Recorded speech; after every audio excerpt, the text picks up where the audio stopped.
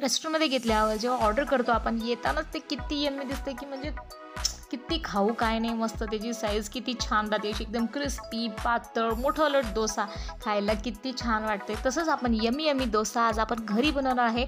अगदी फक्त 5-6 मिनिटाचा व्हिडिओ आहे. त्याच्यामध्ये पूर्ण तुम्हाला जे मसाला डोसा आहे त्याची रेसिपी मी तुमच्यासोबत शेअर करणार आहे. नक्की एकदा बघून घ्या.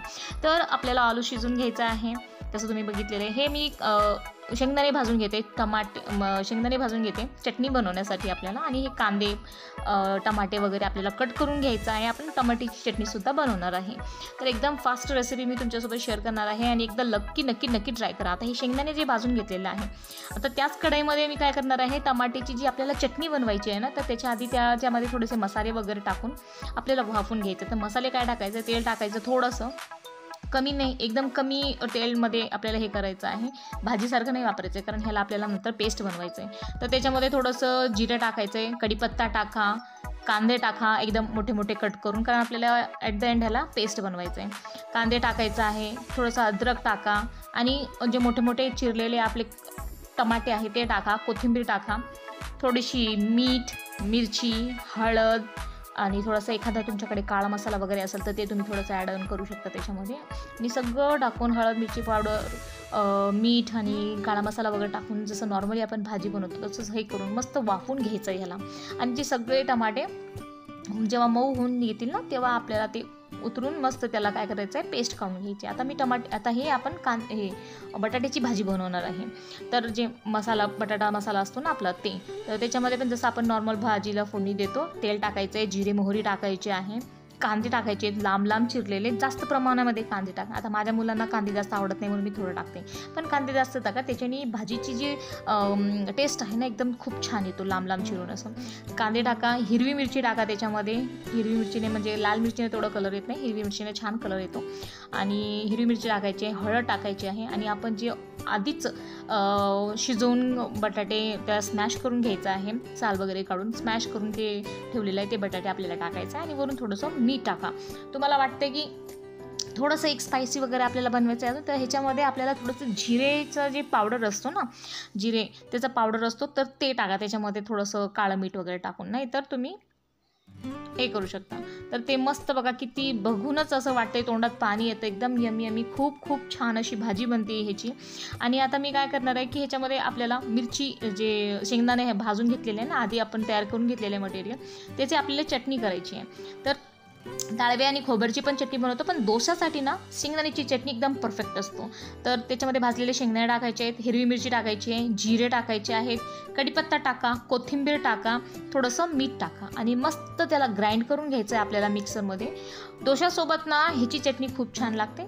इडलीसोबत आपण डाळवं आणि जे खोबरं आहे त्याची चटणी छान लागते, पण ही चटणी एकदा तुम्ही नक्की ट्राय करा. डोशासोबत अमेझिंग कॉम्बिनेशन आहे, तुम्हाला खूप आवडणार आहे. आमच्या घरात तर हा फेवरेट आहे, फक्त करायलाच कष्ट लागून जातो. तर हे बघा, एकदम फाईन पेस्ट, एकदम बारीक त्याला हे करून घ्यायचं आहे. आणि आता ते झाल्यावरती मग म्हणलं की त्याच डब्यामध्ये आपण हे पण करून घ्यायचं. बघा, हे टमाटे किती मऊ झालेले आहे, एकदम छान असं. आणि ह्याच्यामध्ये थोडंसं तिखट कमीच टाका, कारण आपल्याला भाजी आहे, सगळ्यामध्ये मिरची असतो ना चटणीमध्ये वगैरे, त्याच्यामुळे थोडंसं नॉर्मल टाका. तुमच्या घरी जर मुलं असतील, माझ्या घरी तसे आहे थोडंसं टेस्ट येण्यासाठी. तर ते मिक्सरमधून काढलेलं आहे. आता हे मी फोडणी देणार आहे. तेलामध्ये जिरे आणि मोहरी टाकायचे, कढीपत्ता टाकायचे आहे, कोथिंबीर आहे ते पण टाकून द्या आणि वरची आपल्याला फोडणी चटणीला द्यायची आहे. तर आता आपल्याला काय झालेलं आहे, माझी टमाट्याची चटणी झालेली आहे, शेंगदाण्याची चटणी झालेली आहे आणि भाजी बी झालेली आहे. तर आपला आतापर्यंत जो कार्यक्रम आहे संपला. आता आपल्याला बनवायचा आहे डोसा आणि मस्त खाऊन घ्यायचं आहे गरम गरम. आता मुलं बसलेली आहेत मस्त जेवण्यासाठी आणि पटपट मी डोसा टाकणार आहे आणि ते मस्त पोटात घालणार आहे.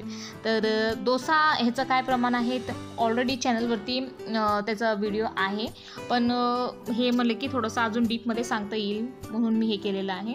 तर ह्याचं थोडंसं वाटीमध्ये पाणी आणि त्याच्यामध्ये मीठ टाकून घ्यायचं आहे, जेणेकरून आपले जे डोसा आहे ते अजून क्रिस्पी होणार आहे.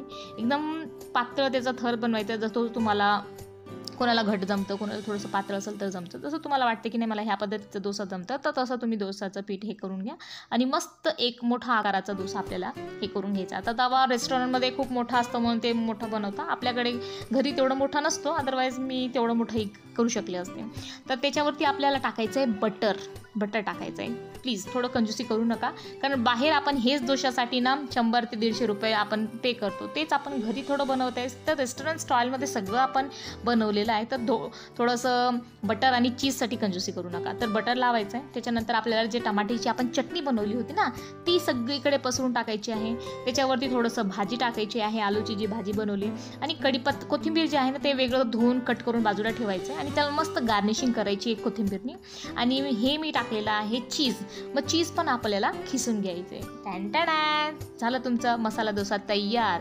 थोडंसं अजून थोडंसं तव्यावरती ठेवून द्यायचं, जेणेकरून जे आपलं डोसा आहे क्रिस्प होऊन जाणार. आणि आता हे बघा, हे चटणीसोबत तुम्ही सर्व करा. व्हिडिओ आवडला like share subscribe. Thanks for watching.